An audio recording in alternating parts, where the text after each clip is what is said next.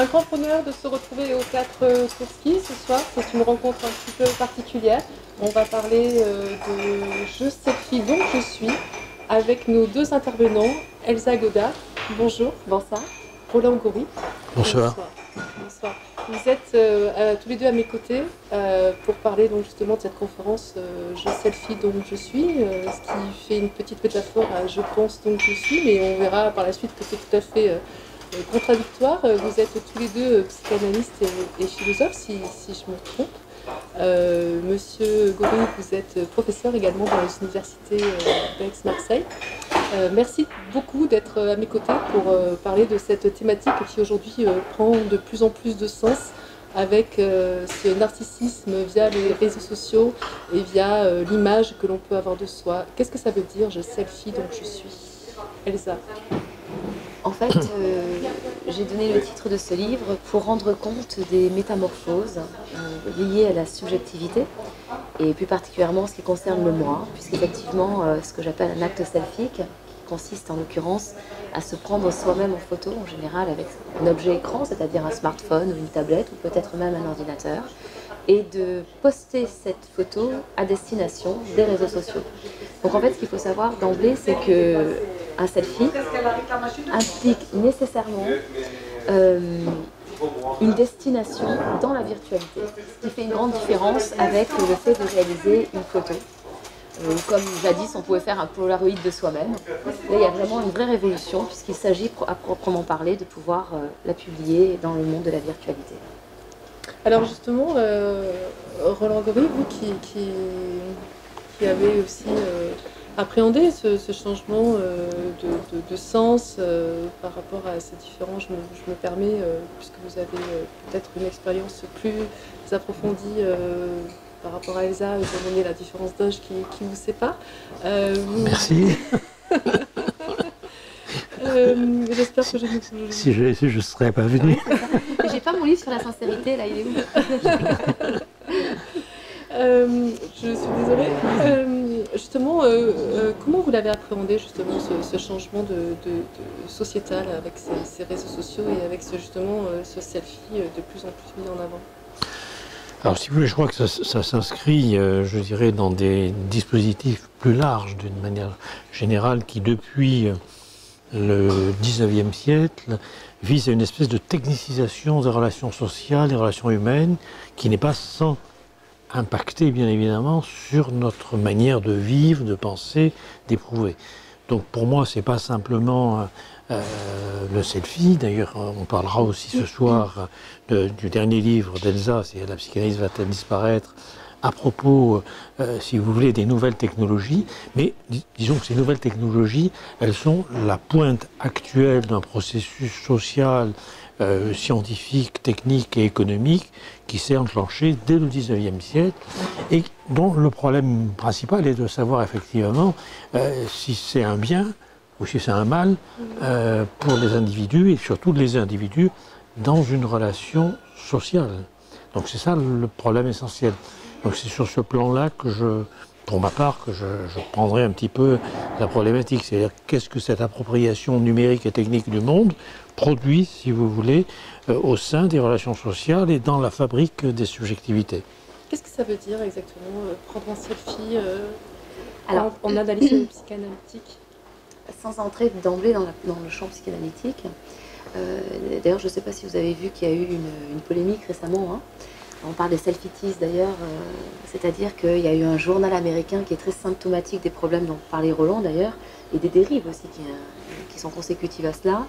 Il y a un journal qui a lancé aux États-Unis, donc un journal de recherche en santé mentale, qui a lancé aux États-Unis le fait que prendre un grand nombre de selfies était l'expression en fait d'une maladie mentale. Alors les médias français se sont fait les choux gras de cette dérive radicale. En fait, ce dont parlent les Américains, quand on lit dans le texte, ils parlent d'un trouble obsessionnel compulsif qui consisterait à se prendre tout le temps de manière frénétique, voire pathologique en photo. Ce qui n'a rien à voir avec le fait de faire un selfie, puisque les TOC, quels qu'ils soient, peuvent se manifester dans plein de formes différentes. Et on voit là tout de suite les dérives auxquelles on a affaire, c'est-à-dire qu'il y a une réduction, d'une part, d'un comportement et de suite on en vient à quelque chose de pathologique, alors que franchement, se prendre soi-même en photo et poster ça sur des réseaux sociaux, si c'était signe de problématiques en santé mentale, ça se saurait. Hein. Mais quelle est la limite Alors justement, j'y viens. Donc, il y a une dérive. Il y a le fait que les médias, moi j'ai été interviewée par plein de médias à la suite de ça. Ah, ça y est, le selfie est devenu une maladie mentale, c'est officiel. Je dis, mais attendez, vous réfléchissez 2 minutes là, à ce que vous êtes en train de dire? Donc, il y a un manque de recul, un manque de réflexion, un manque d'esprit critique et surtout une précipitation, une urgence dans les informations non vérifiées, etc. Bon. Première chose. Deuxième chose, il faut distinguer la problématique excessive, que ce soit un TOC ou une problématique narcissique, qui est l'excès, qui peut se manifester dans un excès de selfie. Mais ce n'est pas du tout le cas de nombreuses personnes. D'ailleurs, les problématiques, ici c'est des problématiques différentes d'ailleurs en ce qui concerne les selfies, ne sont pas, c'est pas du tout la généralité, ce sont des choses très ponctuelles, ce sont des problématiques très ponctuelles. Donc il y a ça d'une part. Mais d'autre part, ce qui est plus intéressant me semble-t-il, c'est que la question du selfie, et j'en parlerai ce soir abondamment, j'en ai fait quelque chose qui serait un peu emblématique des mouvements dont parlait d'ailleurs Roland très justement, des mouvements d'une société. Et d'ailleurs, j'ai mis au jour 8 révolutions, et cela commence par une révolution technoscientifique, une révolution culturelle, une révolution sociale, une révolution moïque, une révolution morbide aussi, pathologique, etc., esthétique également. Et j'ai mis au jour 8 révolutions qui rendent compte de ce que c'est que le fait de faire un selfie. Et d'ailleurs, c'est ça qui est passionnant, c'est que derrière un acte infiniment banal et simple, se révèle un nouvel ethos, c'est-à-dire un nouveau comportement, qui est le résultat, on pourrait dire la conséquence, des métamorphoses ou des mutations de notre époque contemporaine. Et c'est ça qui est intéressant, saisir le mouvement de ces mutations, en dire quelque chose, les interroger. Et le selfie est emblématique, voire parfois dans ses excès, symptomatique de cela. Donc ça veut dire que finalement, il faut prendre en compte l'évolution de notre monde, l'évolution de nos générations, de notre phénomène sociétal, en fonction des comportements, c'est le regard que vous portez. Mais n'est-ce pas l'interrogation première de tout philosophe, pour commencer par cela? Je ne parle même pas du psychanalyste, mais de tout philosophe. Il y a un sujet classique en terminale, le philosophe est-il un homme de son temps? C'est-à-dire, si je devais répondre à cette question de manière très catégorique, il a le devoir de penser son temps. Quelle est donc la place du sujet humain dans le monde et dans le contexte dans lequel il vit, dans la société dans laquelle il vit? Il a presque un devoir de regard, d'interrogation, de questionnement et d'analyse. Ça ne veut pas dire qu'on affirme quelque chose de catégorique, ça veut dire qu'on interroge. Mais comment avancer et construire l'avenir si on ne sait pas qui l'on est et d'où l'on parle? Et évidemment, à côté de cela, il y a les conséquences de cela, c'est-à-dire les dérives, de ce que j'appelle les dérives d'une hypermodernité, d'une société qui peut être pathogène. On sait que toute société, en toute logique, génère ses propres symptômes. Il était intéressant de questionner ceux de notre société hypermoderne. C'est ce qui a donné lieu à la suite de ce livre sur le selfie et les malaises qui sont la conséquence des dérives de l'hypermodernité, dont Roland a lancé quelques problématiques à l'instant. Alors justement, on parle de selfie, on parle de réseaux sociaux, je comprends votre discours, mais en même temps, est-ce que le fait de poster régulièrement des selfies sur les réseaux sociaux face à un monde virtuel, Roland Goury, est-ce que ça ne nécessite pas un besoin de bienveillance virtuelle quelque part de la part du sujet? Oui, mais un besoin de reconnaissance, c'est la base même, si vous voulez, de ce qui fonde un sujet humain. C'est-à-dire que la liberté même requiert la présence d'autrui, pour citer une philosophe que j'aime beaucoup, qui est Hannah Arendt. Donc de toute façon, si vous voulez, oui, bien sûr qu'on a un besoin de reconnaissance. Le problème, c'est de savoir par où et comment ce besoin passe et par où il peut être assouvi. Moi, je préférerais, si vous me permettez, citer une phrase de Marc Bloch par rapport à ce que vient de dire Elsa, justement. Marc Bloch disait qu'en gros, les hommes ressemblent davantage à leur époque qu'à leur père. C'est-à-dire qu'on est toujours quelque part, si vous voulez, on est toujours l'humain de son temps. Qu'est-ce que c'est l'humain? C'est finalement ce qu'il mange pour aller très vite. Et aujourd'hui, qu'est-ce qu'il mange? Il mange du numérique, il mange de nouvelles technologies. Donc il est absolument impossible de ne pas prendre en compte, si vous voulez, cette dimension. D'autre part, nous sommes aujourd'hui dans une société du spectacle, c'est-à-dire de la consommation. Vous connaissez la phrase de Guy Debord, le spectacle est le lieu où la marchandise se contemple elle-même. Il va de soi que dans cette société du spectacle, dans cette société de la consommation, on a tendance à chercher la reconnaissance par ce vecteur-là, ce qui n'est pas forcément le meilleur chemin pour se trouver soi-même en rapport avec les autres. Alors ensuite, mais je pense que Elsa va en parler aussi ce soir, on a effectivement l'émergence de nouveaux symptômes, comme par exemple l'ikikomori ou l'otakisme, c'est-à-dire des symptômes de replis sociaux d'adolescents ou de jeunes adultes dans des quartiers numériques. Donc non seulement ils ne sortent plus de leur chambre, non seulement ils ne sortent plus de leur maison, mais surtout ils ne sortent plus, si vous voulez, de leur quartier numérique, ce qui est quand même un gros problème. Sans tomber dans la pathologie, parce que comme Elsa, je suis très réservé sur le diagnostic précipité, mais sans tomber dans la pathologie, il va de soi... Comment ? Mais dans l'isolement. Oui, ils sont dans un isolement qui peut devenir pathologique. Hein. Je veux dire qu'il va de soi que, si vous voulez, entre l'ikikomori et l'otakisme, il y a effectivement une différence entre, on va dire, une espèce d'addiction de l'ordinaire et puis quelque chose qui est de l'ordre, effectivement, d'un isolement beaucoup plus pathologique.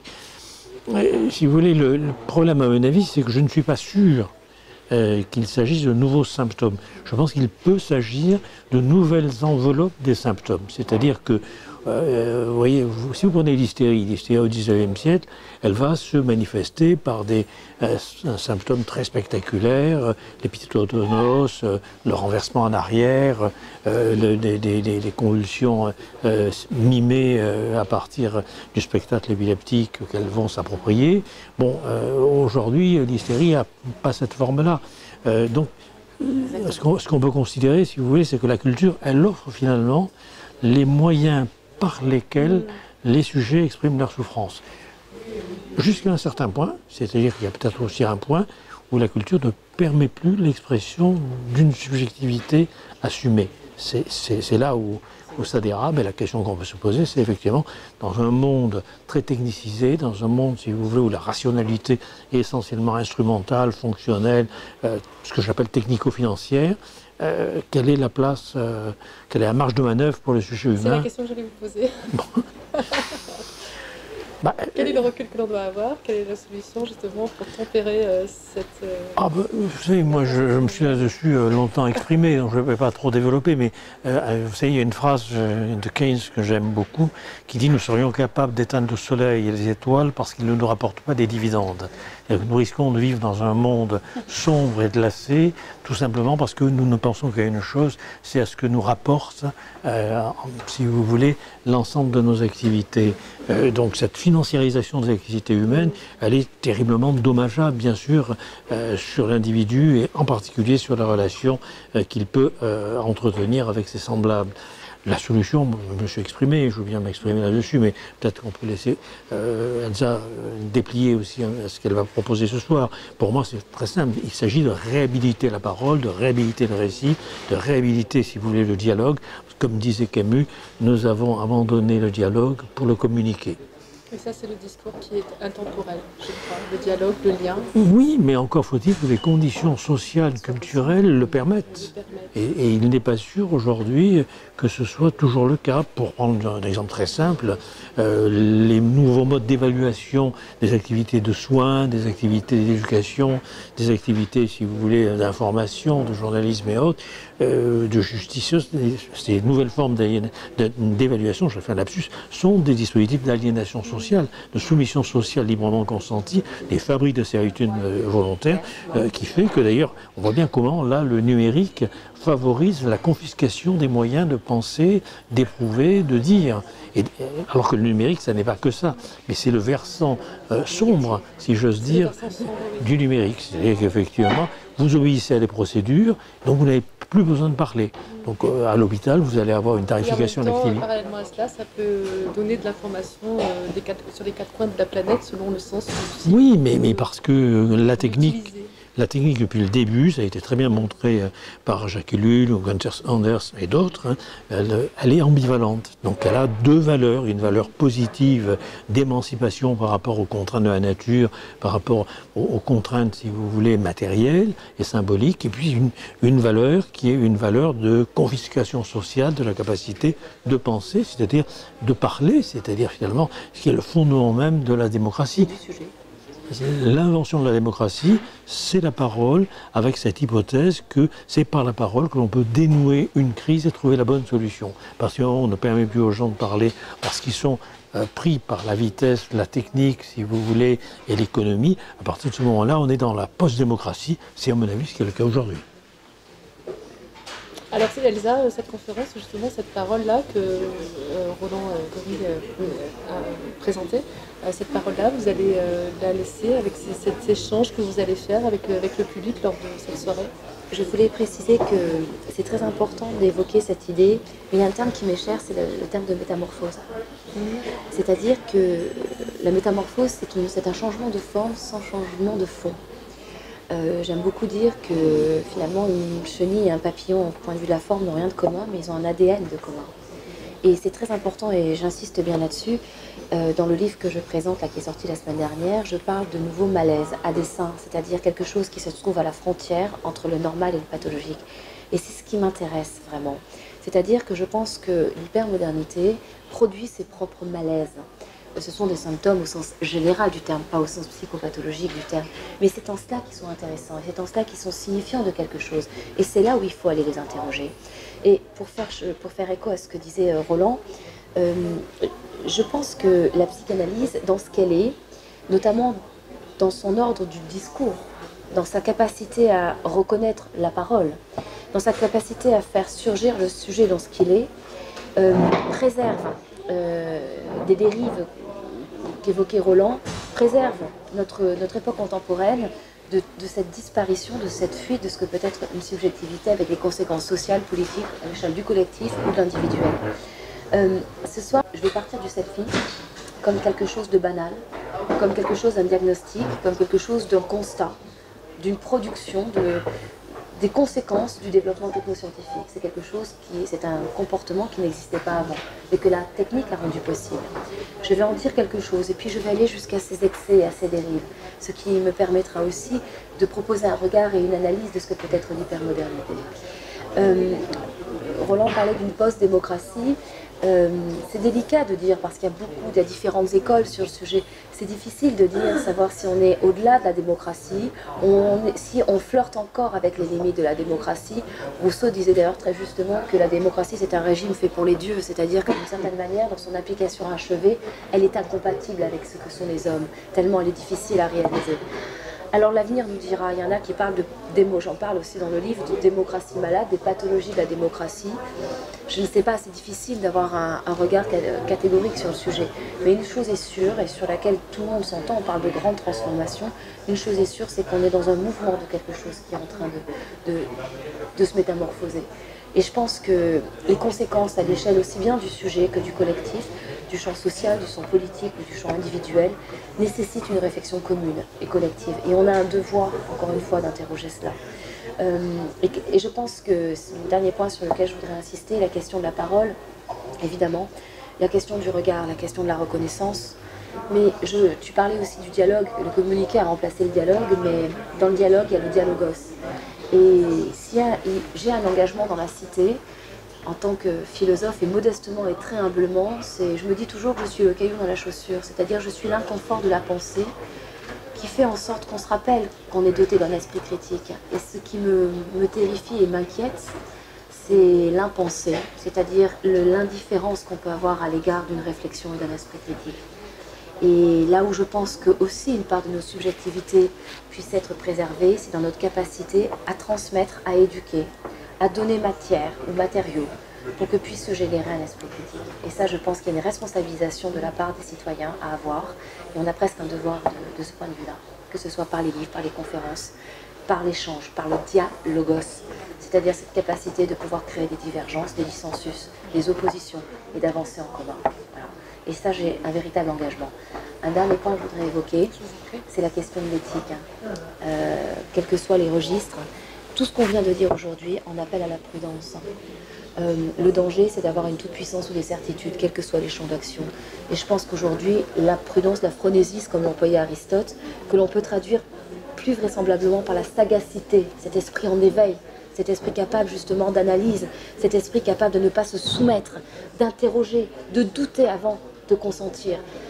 C'est ça qu'il faut éveiller. Quand Roland Gori parle dans un monde sans esprit, c'est exactement cette idée-là, c'est de redonner l'esprit là où on oublie d'en avoir. Et ça, c'est quelque chose de fondamental. Il y a un réveil, il y a un sursaut des consciences à ce niveau-là à avoir.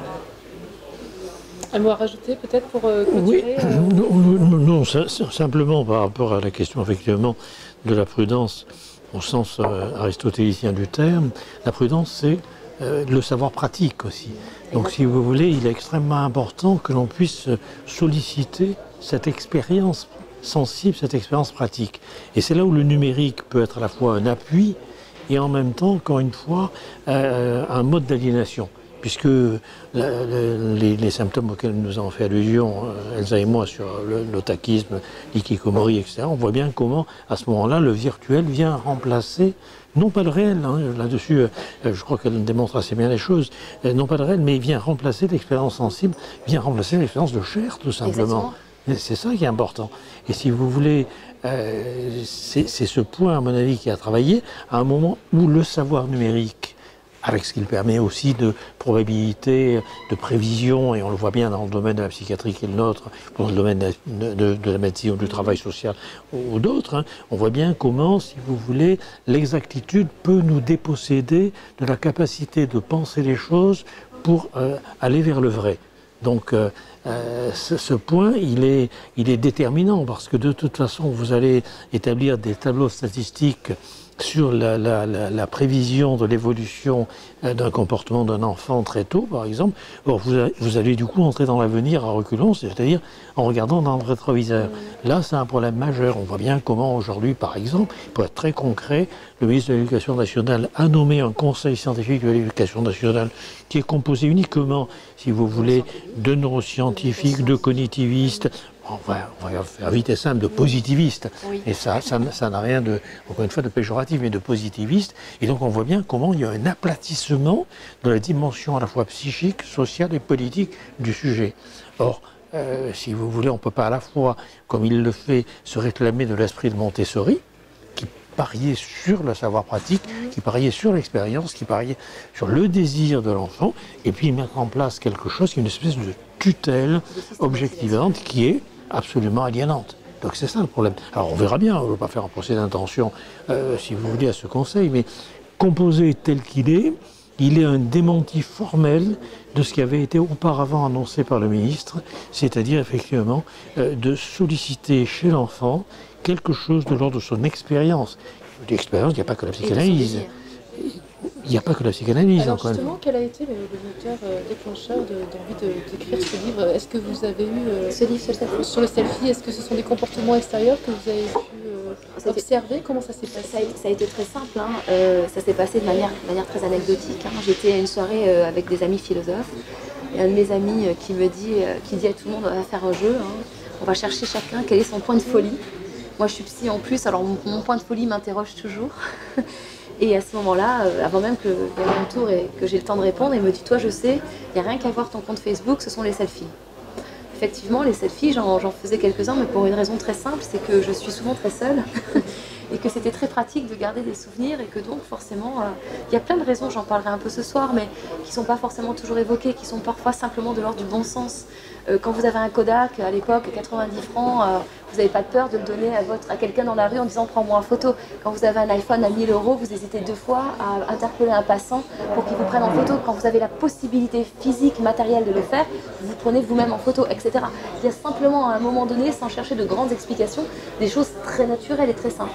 Et c'est là où c'est intéressant parce que le selfie, j'en fais quelque chose qui est beaucoup plus large. Pour moi, j'en fais vraiment, encore une fois, l'emblème de tout un mouvement de changement de paradigme carrément, et j'en fais un néolangage. Donc en fait c'est très intéressant puisque ça permet de, quand je parle de peak speech ou encore d'images conversationnelles, comme on peut voir sur Snapchat ou autre par exemple, et de plus en plus dans les réseaux sociaux. D'ailleurs vous êtes une utilisatrice des réseaux sociaux? Oui, bien évidemment. Vous avez pu constater aussi quelque chose de très simple, c'est qu'aujourd'hui il n'y a quasiment plus de posts qui sont envoyés, par exemple je pense à Facebook ou même sur Twitter.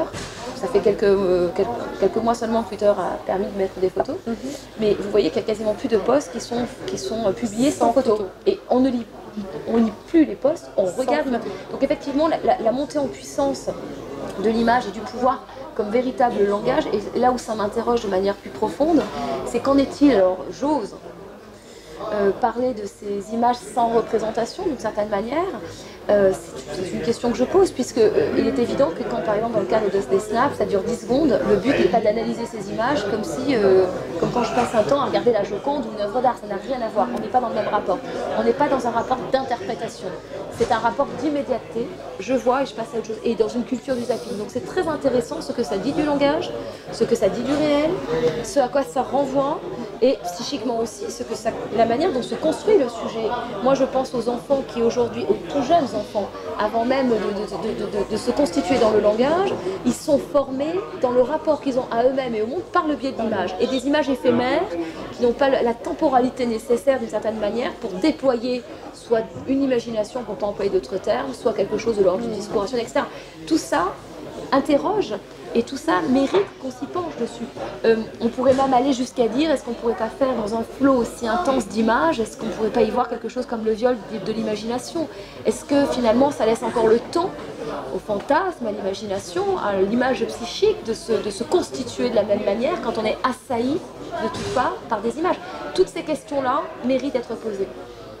Et on resterait bien encore longtemps à poser ces questions-là, justement, pour aller encore plus loin. Malheureusement, l'heure tourne, le temps arrive, le temps de la conférence arrive. Merci infiniment à tous les deux d'avoir passé un petit peu de temps avec nous. Merci beaucoup. Merci à vous. Merci. Psychiques, sociaux, politiques que les nouvelles technologies nous lancent, défis qui ne sont pas sans prolonger le défi de la modernité tel qu'il a été posé dès le 19e siècle, vous le savez, notamment par Baudelaire. Quand Baudelaire dit le moderne, qu'est-ce que c'est? C'est le contingent, le fugitif, le provisoire. Vous savez qu'une des réponses a toujours été la technique, et la technique qui peut à la fois nous apporter le meilleur et le pire. Et alors on va voir ce soir un peu comment, si vous voulez, les nouvelles technologies, en particulier bien sûr le numérique, mais pas seulement, on pourrait dire la robotique, l'intelligence artificielle, constituent quelque chose qui impacte non seulement la fabrique de nos subjectivités, mais peut-être surtout le lien social à partir duquel elles se forment. Alors je voudrais juste vous donner une citation que j'ai placée d'ailleurs en exergue de la postface que Elsa a eu la gentillesse de me demander. C'est une citation de Bernados. « Le danger n'est pas dans les machines, sinon nous devrions faire ce rêve absurde de les détruire par la force, à la manière des iconoclastes qui, en brisant les images, se flattaient d'anéantir aussi les croyances. Le danger n'est pas dans la multiplication des machines, mais dans le nombre sans cesse croissant d'hommes habitués dès leur enfance à ne désirer que ce que les machines peuvent donner. » Alors Elsa, nous avons la chance de la recevoir ce soir, et philosophe et psychanalyste, elle est docteure en philosophie, elle sur la métaphysique de la sincérité, donc tu vas être très sincère ce soir, et en psychologie, en psychopathologie, et donc est habilitée à diriger des recherches de l'université Paris 7.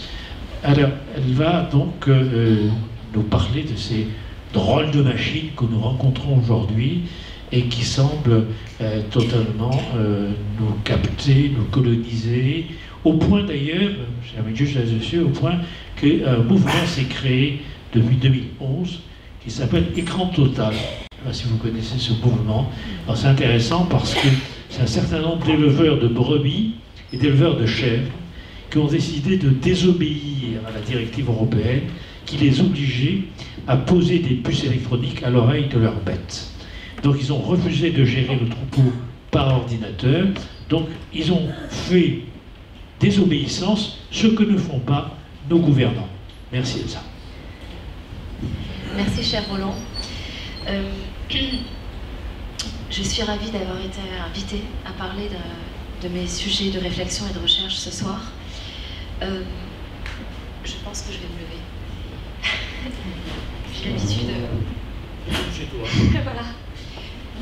Donc je vais vous parler en deux temps. Je vais vous parler d'abord de cet ouvrage sur le selfie, qui a été un début en tout cas de réflexion sur une manière de décoder ce qu'on peut appeler l'hypermodernité.